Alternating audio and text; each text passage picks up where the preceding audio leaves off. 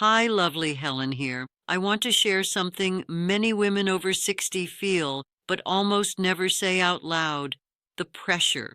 The pressure to act a certain way, to slow down, to just quietly disappear. I ignored all the advice for years, and it nearly cost me my happiness.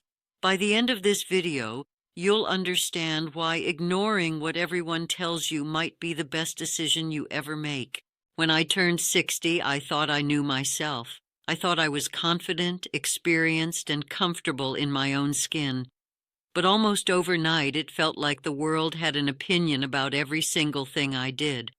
My family, my friends, even strangers I passed on the street suddenly seemed to know exactly what was right for me. "You shouldn't wear that," one friend said. "You're too old for that style." My daughter gently suggested I shouldn't travel alone, and I remember feeling that familiar twinge of guilt, even though I had done it safely for years. At social gatherings, I noticed the subtle judgments, the raised eyebrows, the comments about slowing down, about pacing myself, about not taking risks anymore. I tried to follow all the advice at first.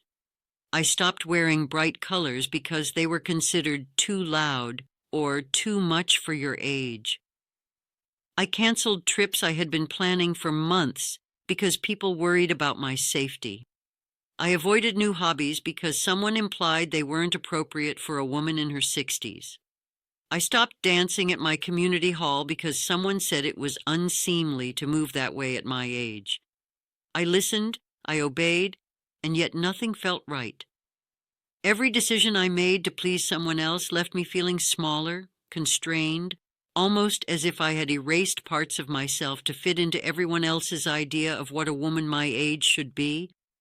It didn't happen all at once, but gradually, day by day, the advice and opinions accumulated until I no longer recognized the woman I had been. I felt a strange combination of guilt and resentment, exhaustion and invisibility. It was confusing because everyone meant well, yet no matter how hard I tried to follow their guidance, I felt further from myself. Maybe you know this feeling too, the sense that no matter what you do, it's never quite enough or never quite right. That was my life for months. Following everyone else's rules didn't just limit my actions, it started to erode my identity. I gave up road trips I had dreamed about for years because people said it was too dangerous or not wise at our age. I stopped joining my bridge club, even though I loved the laughter, the conversations, and the camaraderie, because someone implied I would be taking too much out of my day. I even hesitated to try cooking new recipes, something I had always found joyful, because I didn't want to risk failure or criticism. The more I obeyed, the smaller I felt, as if someone had been quietly taking pieces of me and locking them away. It wasn't just about missing out on hobbies or experiences. It was about losing myself entirely. I remember standing in front of the mirror one morning, looking at the reflection staring back and asking, "Who is this woman? Where did I go?" She wasn't bold anymore, she wasn't joyful, and she certainly wasn't the woman who had spent decades carving out a life full of curiosity and passion. She had shrunk to fit into a box that other people had drawn for her. This invisibility was suffocating. I didn't feel like a participant in my own life anymore. I felt like a guest, someone who was supposed to quietly follow instructions, to avoid making waves, to remain polite and compliant while the world dictated how I should behave. And it wasn't just a mental or emotional toll. It bled into every part of my life. My confidence dwindled, my excitement for new experiences vanished, and I started to question whether I even mattered anymore. Then, one morning, something shifted. I woke up, looked in the mirror, and finally asked myself the question I had been avoiding for years. Who am I doing this for? Not my children, not my friends, not anyone else. Me. I realized I had spent decades, especially the years after 60, bending, shrinking, and hiding to meet expectations that were never mine to begin with. I had given away my freedom in the name of pleasing others, in the name of being polite or responsible or age-appropriate. That morning I made a promise to myself. I would stop trying to fit everyone else's mold. I would stop shrinking to meet their standards. I would reclaim my life, my passions, and my joy. I didn't know exactly how it would happen or what challenges I would face, but I knew that if I didn't start now, I might never feel fully alive again. The first few days were uncomfortable. Old habits die hard, and guilt has a way of creeping in at the most inconvenient moments. I found myself apologizing for doing things I loved, worrying about what others might think, and even second-guessing my decisions. But with every small choice I made for myself, a weight lifted. I realized that freedom isn't loud or dramatic at first. It's quiet, subtle, and cumulative. Each small act of honoring myself built confidence. Each decision to follow my own desires reminded me that I still had control over my life. And slowly, over time, I began to feel alive again. I laughed more easily. I pursued passions I had abandoned. I traveled again, tried new hobbies, wore what made me happy, and even reconnected with people who appreciated me for who I truly was. Most importantly, I realized that ignoring the pressure of others wasn't selfish. It was survival. It was self-respect. It was life. Once I started living life on my own terms, I quickly realized that freedom came with its own set of challenges. The first lesson was about judgment. People notice when you stop following the script they expect you to follow. When I wore a bold dress to a local lunch, someone whispered, "That's a little much at your age." When I laughed loudly in the community center, another friend shook her head and said, "You really shouldn't be so carefree." At first, it stung. I felt defensive, even ashamed. But then I started to notice something important. Their judgment didn't change what I felt inside. It didn't diminish my joy, my confidence, or my sense of self. The more I ignored it, the less power it had over me. The second lesson was about guilt. Even when I knew deep down that I was doing the right thing for myself, guilt would sneak in. I would think about my children and worry if they were uncomfortable with my choices. I would wonder if friends felt judged or left out. I realized that guilt is a natural reaction when we break habits of people-pleasing. It doesn't mean you're wrong. It means you are finally acting independently. Recognizing that difference changed everything for me. I learned to acknowledge the guilt, thank it for its warning, and then let it pass without letting it control me. The third lesson was about relationships. Some people respond well when you start living authentically, and others don't.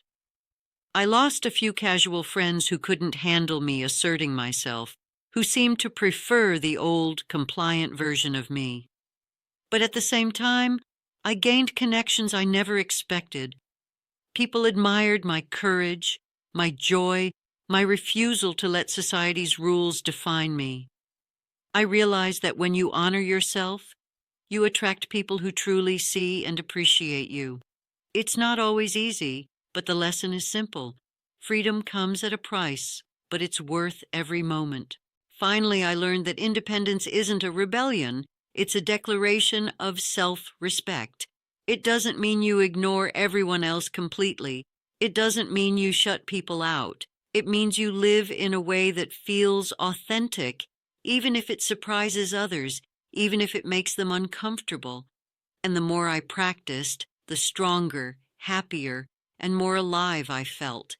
It was a slow transformation, but it was undeniable. The changes didn't happen overnight, but over time, I noticed shifts I hadn't expected. Confidence returned in ways I had almost forgotten were possible. When I walked into a room now, I felt seen, not because I was performing or seeking approval, but because I was fully present and fully myself. People noticed the difference too. Some of them admired it, some were surprised by it, and a few were jealous of it. But it didn't matter what they felt anymore. I had reclaimed my center, my identity, my joy. My days became richer. I reconnected with old passions like painting, reading, and taking long walks in the morning light. I explored new hobbies, things I had always wanted to try but had been too cautious to pursue, like learning a musical instrument, joining a dance class, and even taking weekend trips alone. Each of these small adventures reminded me that life doesn't have an expiration date. Relationships improved too. When you stop bending to others' expectations, something remarkable happens. People begin to respect you more. My family noticed my renewed energy. My friends started coming to me for advice, for inspiration, because they could see I was no longer afraid to embrace my own life. Even casual acquaintances treated me differently. I was no longer just the quiet one or the polite one. I had presence, confidence, and an unmistakable spark that comes from living authentically. And the most surprising part? Happiness isn't just about achieving big things. It's about reclaiming small freedoms you thought were lost forever. It's about making daily choices that honor your true self. Once I stopped trying to fit the mold, life opened up in ways I hadn't imagined. Opportunities I would have ignored before became invitations to joy, simple pleasures, a spontaneous trip, a new book, a conversation with a stranger felt electric. I realized that life after 60 could be more vibrant, more exciting, and more fulfilling than anything I had experienced before. If there's one thing I want every woman over 60 to understand, it's this: you have the right and you have the power to live your life on your own terms. You don't have to follow every piece of advice, every societal expectation, every well-meaning suggestion. Your life is yours, and it's never too late to start making choices that feel authentic and joyful. Start small. Pick one area where you've been bending to the expectations of others. Maybe it's how you dress, how you spend your time, or even how you speak up in conversations. Take one step today that honors what you truly want. Maybe it's signing up for that class you've always wanted to try, wearing that outfit you love but hesitated to wear, or simply saying no to something that doesn't bring you joy. Each small step matters because it builds momentum. Pay attention to the feelings that arise. There may be guilt, fear, or worry about what others think. That's natural, but notice it, acknowledge it, and then move forward anyway. Every time you choose yourself over the pressure of others, you strengthen your confidence, your independence, and your joy. And remember, reclaiming your life doesn't mean isolating yourself. You'll attract people who respect you, who support you, who appreciate you for who you truly are. Some relationships may shift, and that's okay. Freedom is not just about doing what you want. It's about creating a life that feels meaningful, energizing, and true. The journey isn't always easy. It may take weeks, months, or even years to fully feel the shift. But I promise you, the more you practice honoring yourself, the more alive you will feel. You may find, as I did, that the best years of your life aren't behind you. They're waiting right now, as soon as you decide to stop listening to everyone else and start listening to yourself. By the time I fully embraced living life on my own terms, I realized something profound. Freedom isn't about doing everything you've ever dreamed of. It isn't about proving anything to anyone. Freedom is about showing up fully for yourself every single day and letting your choices reflect who you truly are. When I stopped trying to please everyone else, I discovered that life after 60 isn't about limitations. It's about possibilities. I began to see beauty in the ordinary again. I noticed the warmth of the morning sun, the laughter of children in the park, the quiet satisfaction of finishing a project just because I wanted to.